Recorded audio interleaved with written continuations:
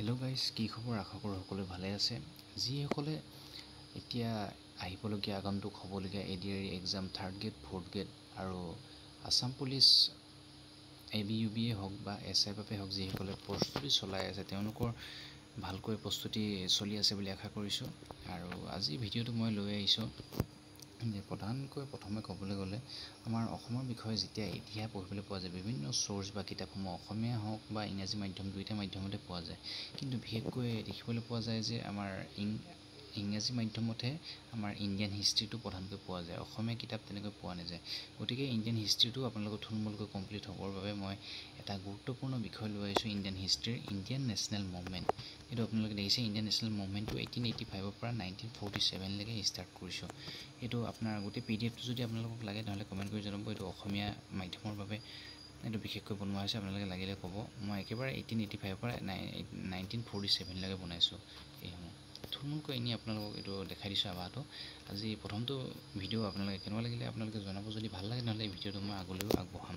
আৰু যদি আপোনাক এই PDFটো সম্পূৰ্ণকৈ লাগে তেনেহ'লে মোক ইয়াত কমেণ্টত জনাব, মই আপোনালোকক টেলিগ্ৰামত বা হোৱাটছএপত আপোনালোকক PDFটো দি দিম।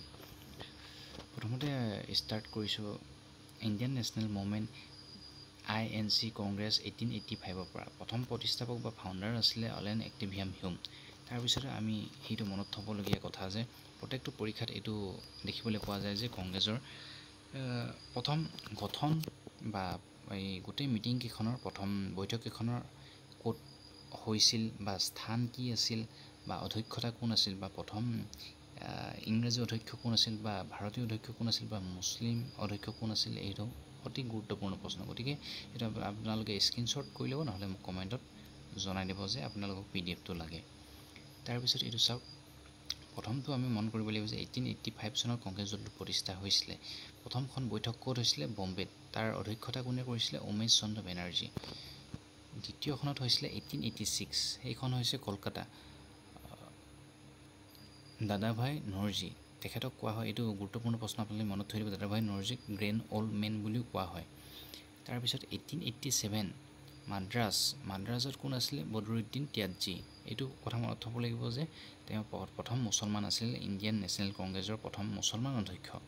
আৰু দ্বিতীয়তে 1888 এলাহাবাদত হৈছিলে, স্থান হৈছে এলাহাবাদ আৰু অধ্যক্ষ কোন আছিলে? অধ্যক্ষ আছিলে জৰ্জ সিউল।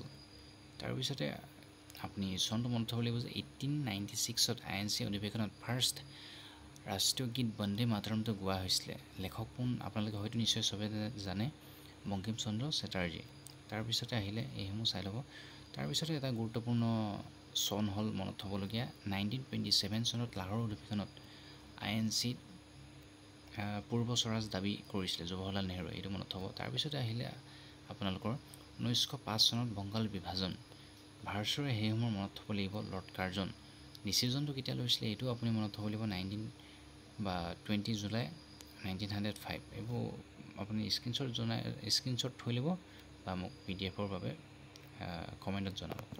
তাৰপিছত চাওক, এইটো বংগ বিভাজন কি ধৰে হৈছিলে সেইটো ইয়াত উল্লেখ কৰা হৈছে যে পূব বংগাল আৰু পশ্চিম বংগাল। পূব বংগালত কি হৈছিলে? তাত আছাম আৰু মুছলমান অধ্যুষিত অঞ্চলসমূহক পূব বংগালত বিভক্ত কৰি দিয়া হৈছিলে বা তাত পৰিছিল তেওঁলোক। আৰু পশ্চিম বংগালত ভাগ কৰা হৈছিলে বিহাৰ, উৰিষ্যা, হিন্দু অধ্যুষিত অঞ্চলসমূহত। এই বংগল বিভাজনৰ ফলতেই সৃষ্টি হৈছিলে স্বদেশী আন্দোলন। আপোনালোকে নিশ্চয় শুনিছে স্বদেশী আন্দোলন। এইটো কিমান চনত হৈছিলে? 7 আগষ্ট 1905 চনত। ক'ৰ পৰা হৈছিলে এইটো আপোনালোকক ইয়াত উল্লেখ কৰা হৈছে, টাউন হল কলকাতা, বহিষ্কাৰ প্ৰস্তাৱ কৃষ্ণ কুমাৰ মিত্ৰ। গতিকে এইটো ইম্পৰ্টেণ্ট, এইসমূহ আপোনালোকে এনেকৈ চাই যাব। এইটো আপোনালোকে চাই যাব, প্ৰথম ৰাখী বন্ধন কেতিয়া পাতিছিলে, বিভিন্ন চনসমূহ ইয়াত আছে। তেনেহ'লে আজি মুছলিম লীগ ইয়াত ষ্টাৰ্ট নকৰোঁ। ভিডিঅ'টো আপোনালোকে কেনেকুৱা লাগিলে আপোনালোকে জনাব। আজিলৈ ভিডিঅ'টো ইমানটোৱে কৰিছোঁ। যদি আপোনালোকে ভিডিঅ'টো ভাল লাগিছে তেনেহ'লে কমেণ্টত জনাব, তেনেহ'লে এই ভিডিঅ'টো মই আৰু পাৰ্ট তেতিয়া মই আগবঢ়াম। তেনেহ'লে আজিলৈ ধন্যবাদ, শুভৰাত্ৰি।